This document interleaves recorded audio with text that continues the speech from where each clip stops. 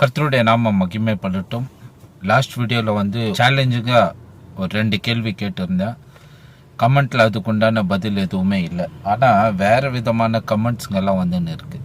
அதில் ஒரு கமெண்ட் வந்து ஹீ இஸ் பிட்டிங் அப்படின்னு சொல்லிட்டு ஒரு கமெண்ட். ஓகேவா? கர்த்தருடைய நாமம் மகிமைப்படட்டும் மீன்ஸ் அதுக்கு அர்த்தம் வந்து யாரும் எனக்கு பணம் கொடுக்குறாங்க, அவங்களுக்காக நான் பேசின்னு இருக்கிறேன்னு அப்படி தான் நினைக்கிறேன் அந்த பிட்டிங் அப்படின்னும் போது. ஓகே, ஸோ என்னை சுற்றி இருக்கிறவங்களுக்கு தெரியும் நான் எப்படி என்னை குறித்து நான் சாட்சி சொல்ல விரும்பலை. சிம்பிளாக சொல்லணும், நான் இந்த யூடியூப் சேனல் ஆரம்பித்து கிட்டத்தட்ட 7 வருஷத்துக்கு மேலே ஆகுது. சப்ஸ்கிரைபர்ஸ்ன்னு பார்க்க போனால் நீங்கள் போய் பார்க்கலாம், சேனலில் ஓப்பனில் தான் இருக்குது. சப்ஸ்கிரைபர்ஸ் வேணும், எனக்கு லைக் வேணும்னு எந்த வீடியோலாம் நான் போட்டதில்லை. போட்ட வீடியோலாம் வேணுமா தான் உங்களுக்கு நேரம் இருந்தால் செக் பண்ணுங்கள். சப்ஸ்கிரைபர்ஸ் வர வச்சு அதில் பணம் சம்பாதிக்கணும்னு ஆசை கொண்டு நிறைய கிறிஸ்துவ சேனல்களே இருக்குது.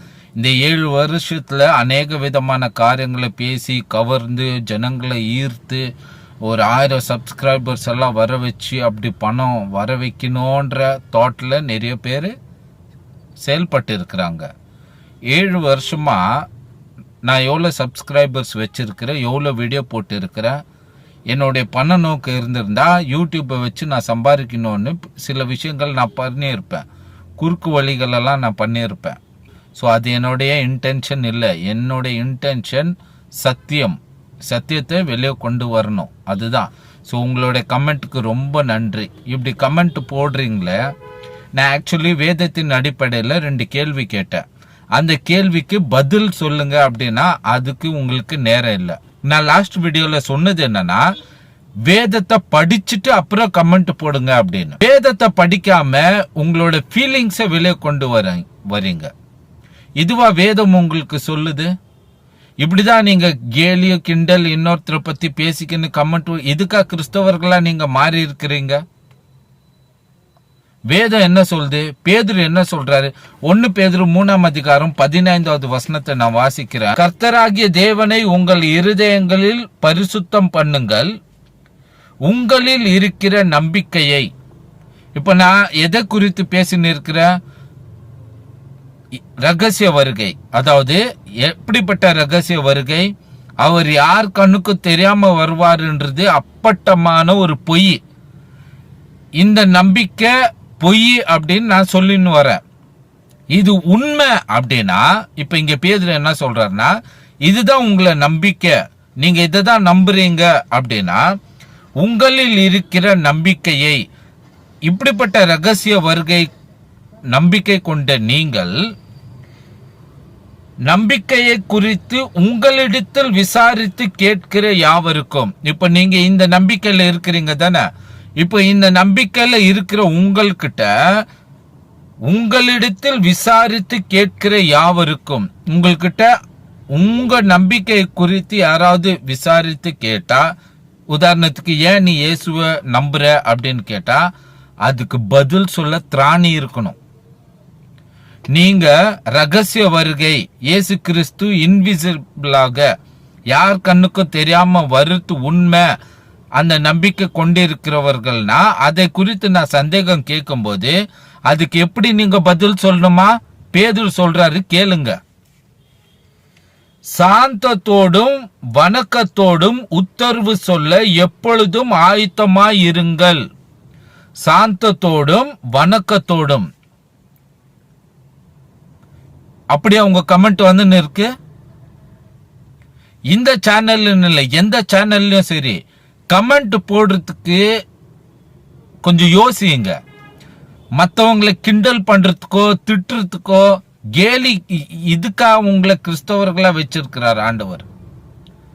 உங்களுடைய நம்பிக்கையை குறித்து உங்கள்கிட்ட விசாரித்து ஒருத்த கேள்வி கேட்டுன்னு இருக்கிறான். அதுக்கு வேதத்தின் அடிப்படையில நான் கேள்வி கேட்டுன்னு இருக்கிறேன். வேதத்தை படிச்சுட்டு இங்க ஒருத்த கத்தின்னு இருக்கிறானே, என்னமோ சொல்றானே, இது கரெக்டா பொய்யா தப்பா இருந்தா இவனு திருத்தலாம். ஒருவேளை நான் தப்பா சொல்லியிருந்தா வேதத்தை படிச்சுட்டு, இல்ல தம்பி இதுதான் கரெக்ட் பாரு, நீ கேட்ட கேள்விக்கு பதில் இங்க இருக்கு, இதோ இதுதான் அந்த வசனம் அப்படின்னு கமெண்ட்ல வந்து போடுங்க. இதுதான் ஆரோக்கியமான போட்டின்னு நான் சொல்லி இருக்கிறது.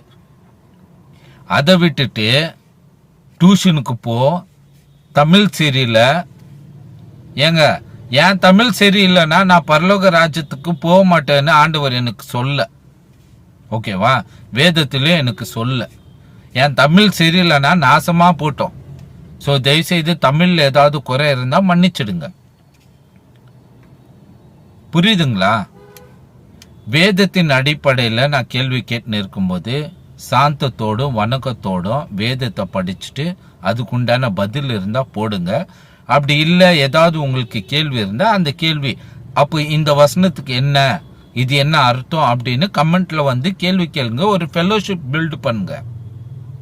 அதை விட்டுட்டு இல்லாததுக்கு யாரோ அந்நிய ஜனங்க கமெண்ட் போடுற மாதிரி கிறிஸ்தவ சேனல்ல போட்டுன்னு இருக்கிறீங்களே, இது உங்களுக்கு தகுமா? ஓகே, லாஸ்ட் வீடியோ அந்த கேள்விக்கு உங்களுக்கு புரியலன்னா இன்னும் சிம்பிளா சொல்ற பாருங்க.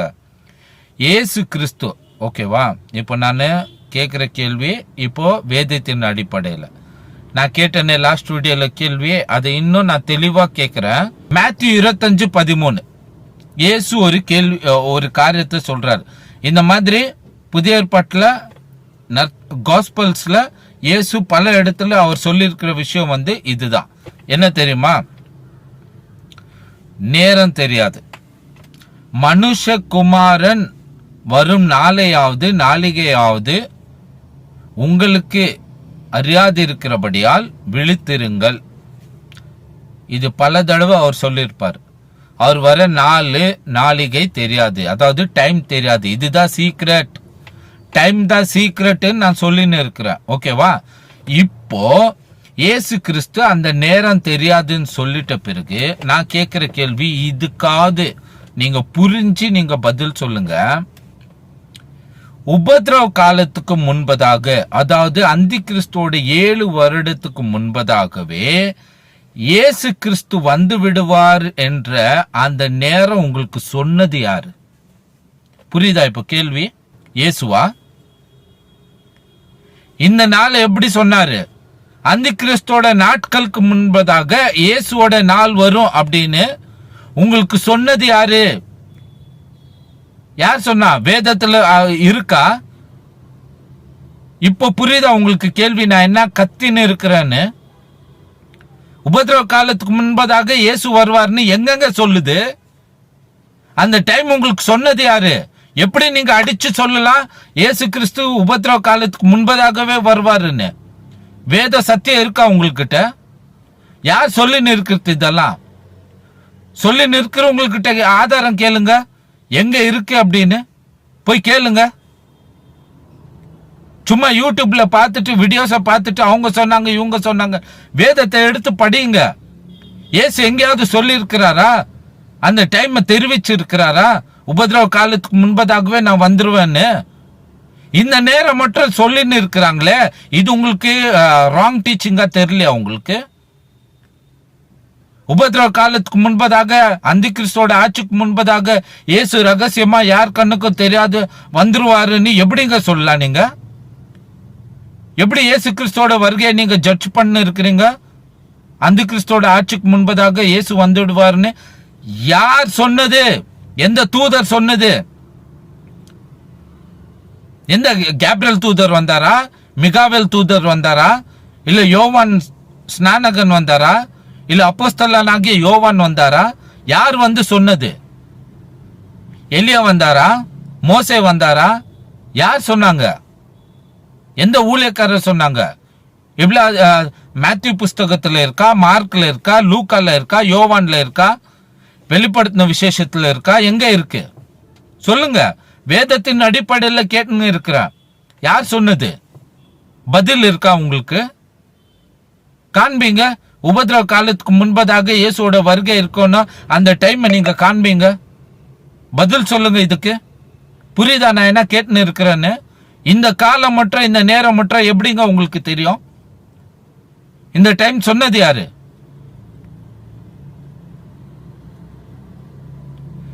ரெண்டு தெசலோனிக்கேயர்ல என்ன சொல்றாரு பவுலுன்றது நீங்க போய் வாசித்து பாருங்க. 2 தெசலோனிக்கேயர் 2ஆம் அதிகாரத்தை போய் படிங்க. முதல் 4 வசனத்தை படிங்க. அதை படிச்சுட்டு மேத்யூ 24ஆம் அதிகாரத்துல 29வது வசனத்துல இருந்து நீங்க வாசிங்க. அதுல இயேசு என்ன சொல்றாரு பாருங்க. 2 மேட்ச் ஆகுதா பாருங்க. இயேசு சொல்றதுக்கும் பவுல் சொல்றதுக்கும் மேட்ச் ஆகுதா பாருங்க. இயேசுவும் பவுலும் சொன்னது ஒரே விஷயம்தான். அததான் நான் சொல்லின்னு இருக்கிறேன். உபதிரவ காலத்துக்கு அப்புறம் தான் என்னுடைய வருகை வரும்னு இயேசு தெளிவா சொல்றாரு. அந்தி கிறிஸ்து வந்துட்ட பிறகுதான் ஆண்டவராகிய இயேசு கிறிஸ்துவோட நாள் வரும்னு பவுல் சொல்றாரு. ஆனா அந்தி கிறிஸ்துவோட ஆட்சிக்கு முன்பதாக இயேசு வருவார்னு உங்களுக்கு டைம் சொன்னது யாரு? இந்த கேள்விக்கு பதில் இருந்தா தயவு செய்து கமெண்ட்ல வந்து போடுங்க. நன்றி, வணக்கம். அடுத்த வீடியோல நம்ம பார்க்கலாம்.